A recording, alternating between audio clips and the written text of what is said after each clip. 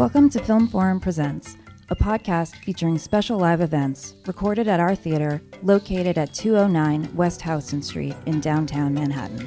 In this episode, Film Forum presents the opening night Q&A for Toni Morrison, The Pieces I Am, an incisive documentary portrait of the singular literary legend, with filmmaker Timothy Greenfield-Sanders on Friday, June 20th, 2019. The Q&A was moderated by Farah Jasmine Griffin, the William B. Ransford Professor of English and Comparative Literature and African American Studies at Columbia University, who also appears in the film. Toni Morrison, The Pieces I Am, is now playing. Good evening, everyone. My name is Joseph Berger. I'm the theater events manager here at Film Forum, and it's my pleasure to welcome you all to the opening night of the U.S. theatrical premiere of Toni Morrison, The Pieces I Am, a film by Timothy Greenfield-Sanders. Mr. Greenfield-Sanders first met Toni Morrison in 1981 for a Soho News cover shoot, and they've remained friends ever since. He's a filmmaker and renowned photographer whose work is included in the permanent collections of the Museum of Modern Art, the National Portrait Gallery, the Whitney, and the Brooklyn Museum, among others. He's produced and directed 13 documentary films, including Lou Reed, Rock and Roll Heart, and The Blacklist, an NAACP Spirit Award-winning group portrait of 23 prominent African Americans, including Toni Morrison. We are delighted to have him with us tonight for a post-screening Q&A moderated by Farah Jasmine Griffin, Professor of English and Comparative Literature and African American Studies at Columbia University, who you'll also see in the film. But now, here to say a few words before we start, please help me welcome Timothy Greenfield-Sanders.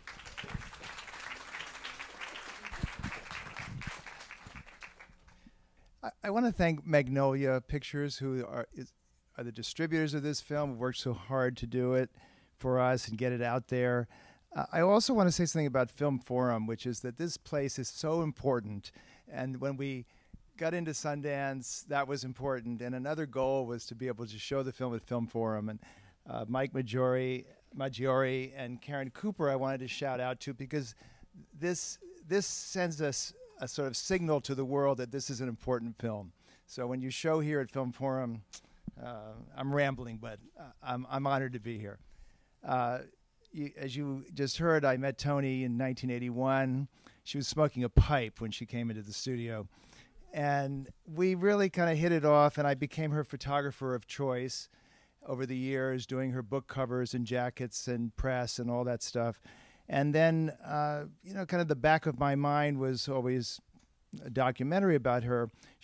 She inspired The Blacklist. That came out of a conversation in my living room with her, in my kitchen with her. And we'll talk afterwards. We're honored to have Farah here tonight. That's a big deal. I want to thank Columbia University as well. I went there in 1970 as Toni was publishing The Bluest Eye, same year. And 11 years later, I met her, so it's interesting.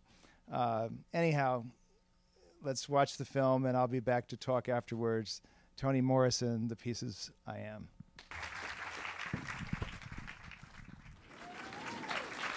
Folks, please welcome our guest moderator tonight, Farah Jasmine Griffin. And the filmmaker, Timothy Greenfield-Sanders. Good evening. So Timothy, congratulations. Thank you. It's really wonderful. I wanted to start by just asking you, reviews are rolling in. So how does that feel? It seems like every day this week I've seen a review. I take each one personally. No, we were thrilled. Particularly read the LA Times review. That guy really got it. So. But no, we've gotten tremendous reviews, and people, love Toni so much. I think it really comes back to that, and there's a certain expectation for the film, and I think we've met it mostly. Yeah. It's really, really quite extraordinary. I wanted to talk a little bit about something that strikes me as very different about this film. I mean, they're the people talking about her, but the way you use visual arts, I think, I don't know, I haven't seen every documentary, but really it's just it strikes me as very unique, and that they're both contemporary artists and important artists in the African American canon. How did you come about that choice to do that? Well, a bit of a shout out to Columbia. I was an art history major, and so I have that background, and I've been photographing artists for my whole career pretty much, and know a lot of them, and actually photographed Jacob Lawrence years ago. And we started to play with an image or two in the editing room at one point, and around that time, Rashid Johnson, who did Native Son, directed it as an artist, and was visiting for a portrait. And I said, come upstairs. I want to show you something. And I showed him this little 10-minute piece, and he said, "Oh my God, the art in there, it's incredible. It really works so well." And he started throwing out names, Charles White, all the names that he thought we should consider. And it encouraged us to do it. That we thought it would work, because you don't really see it in documentaries very often at all. And then it became kind of a fun thing to do. How do you find the exact right, the right piece for a certain moment there? The migration series, I think, is just so, you couldn't get anything better than those paintings at that moment in the film. And even the Kerry James Marshall pastimes, or Kara Walker's piece is particularly fabulous. Lorna Simpson, I mean, I can go on and on. So it was something I'm very proud of in the film, and some of the very smart critics have noted it. Well, I did think, in watching it, I thought, I'm always thinking as a teacher, and I thought I could teach so many courses just based on this. I mean, there's the Morrison course, but then there's a course about all the artists, and there's a course about all of her novels, but also a course about all the people she edited.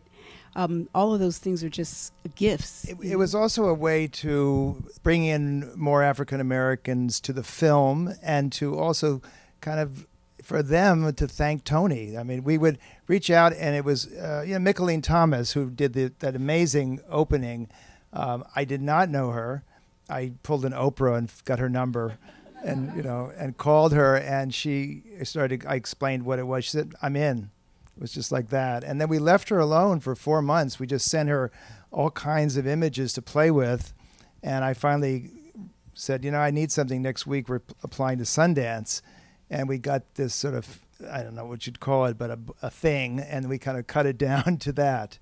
And it was beautiful. So when did you decide to do the film? You've known her since '81. Yeah. At what point did you decide this was something you wanted to do? It's always been in the back of my mind since the Blacklist started, that of all those people, Toni would be the first if I was going to do a documentary on anybody. And there just wasn't one. So I'd say about 5 or 6 years ago, I started to really think, Toni's in her early 80s then. She's 88 now. That if I don't do it soon, it's never going to happen. And I reached out to her, and she didn't say no. So well, that's huge. She's notoriously private, and she said that she once said there will never be an authorized biography. Right. So how did you get the permission? I mean, what was the were you as persuasive as she was with Angela? Is that how that happened? Yeah, there was a film I want to make that you don't know you want to make yet, or something, however that goes. I think she trusted me all these years. I said that to the other day. We were talking about it a little bit, and she said, "I still trust you," which was a very moving to me and very lovely to hear. She had written a piece for the Women's List and read it for me. She wrote an introduction of a minute or so about women and read it. So the opening of that film is Toni's voice. She was the inspiration for the Blacklist and was the first to sit for it. She knows some of my team, Tommy Walker, who's here tonight, and Chad Thompson, and she knows the people I work with. So I think she felt comfortable. And, her biggest concern was what would it take away from her work, what kind of time it would involve. How long did you do the interviews, over what period? Because there are clearly several, there seems to be sets of interviews that you conducted, right, over time. The last interview was done 2 years ago today. Yeah, we were looking at the call sheets, and the first interviews we did, before we did anyone else's interviews, we interviewed Toni. And that kind of was the spine of the film. And then we did all the other interviews and then went back to her and said we need to fill things in and kind of make it, flush it out a little bit. Well, you give her a lot of sort of narrative control, which is rare. Was that always your intention? It was, because the way that I structured it, with Toni looking directly at camera and everyone else looking off camera. Toni's the center. Toni tells her story, and everyone else is sort of talking about her. So they're secondary in that sense as well. And I wanted it to be Toni telling her story. It's not me to tell her story. Did you go to Lorraine? Johanna went to Lorraine and had an amazing experience there. We're actually having a screening Friday in Lorraine in the Palace Theater where Toni used to go as a child. So Toni's niece, one of them has a bar, and they're having a special Chloe drink for the event, and they're going to have everyone over after the screening. So I think we should have Chloe drinks after every screening. after I wonder what it is. I'll tell you what it is. Vodka shots. That would be right. I'll open it up. Before I do, what kind of work do you hope this film does in the world? I mean, I think you're seeing the person I know, the Toni that I know, a little bit of Chloe really that you're seeing, I think. And I think it will remind people how brilliant she is, and maybe bring a new audience to her work. But, you know, we're all blessed to know Toni Morrison. You know as much as I do. I mean, it's a privilege for me. We'll open it up to questions. Only good questions. Thank you. I find it astonishing, the timing of this, when the conversation of reparations is so present. And through the film, I was wondering what Toni would feel about that. I also honestly was envisioning the entire stack of books being delivered to Mitch McConnell, but that's a separate thing. Well, I've learned over the years never to speak for her, but I think that two things. One, I think it's not surprising because the reparations conversation has been a part of African American life since the end of the Civil War. And so, you know, there are books and all of that. So when you see that title, it's one of a tradition of writings. And I think that, like everything she does, she's so attentive to the culture and to the history that at some point America catches up.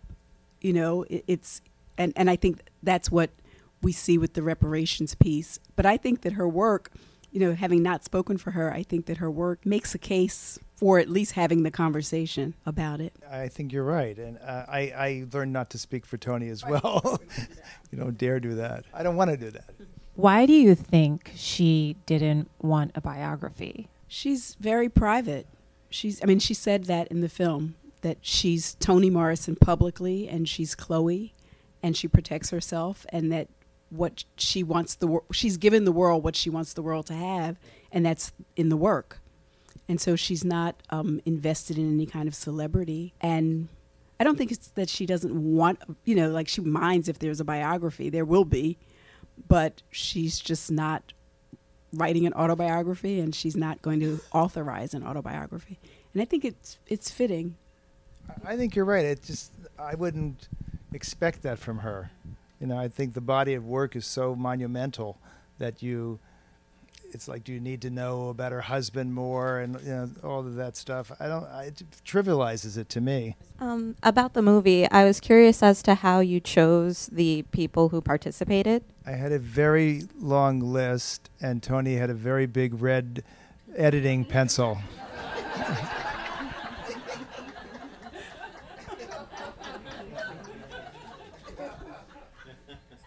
And I will add to that I don't like to interview people who don't make it into the film. I don't think it's fair to someone to ask for a day and their time and to the amount of work it takes to think about what you're going to say when you go to be interviewed. It's an ask, and I don't like to do it. And there was one person who didn't make the film, who was Peter Sellers, the theater director, who had worked with her in Princeton, and we have this magnificent section on Shakespeare, Toni and Shakespeare, that's just riveting. and we pulled it because it was an easy way to pull 7 minutes out of the film. It'll be in the DVD extras from Magnolia, and I felt bad about that because he gave us a lot of his time. So we really thought about who was going to be in it, and Tony did have a kind of some strong opinions. So I have a question about the canon. So I was really struck by the point you make that when Tony starts writing, Faulkner's still alive and Fitzgerald has just passed away, and she's so tricky because I think for many of us, she is the established canon by the time we kind of come online and start reading African-American literature, and she's still writing. So how do you think that how did you approach in the film dealing with this person who had such an important moment and then continues to be relevant today? How did you think about striking that balance, and how does it exist in the literary world today? Yeah, I mean, so I'm so glad you said that, and that's why one of the reasons why I think this film is so important, because I think it's true that for many people, like, well, of course, when you think about great literature, you think about contemporary literature, you think about Toni Morrison, and you read her in high school, you read her in college, and I think one of the many things this film does so well is to remind us that that was not the case at all. And also to remind us of, and she was part of these debates. I mean, I encourage people to read the nonfiction too, The Source of Self-Regard, the new collection of nonfiction. But it reminds us that canons aren't natural and normal, and traditions aren't natural and normal, that they're political and they're fought over, and places are hard won. And I think it's easy to forget that when we look at age 88, and she's been there for most people, many people, young people's lives, that it really wasn't always a given. Yeah, we also weren't going to go book by book, and if you want to do that, you should join a book club or go to class. We wanted to show the big picture of Toni, that there was a editor of tremendous importance that most people don't even know that side of her.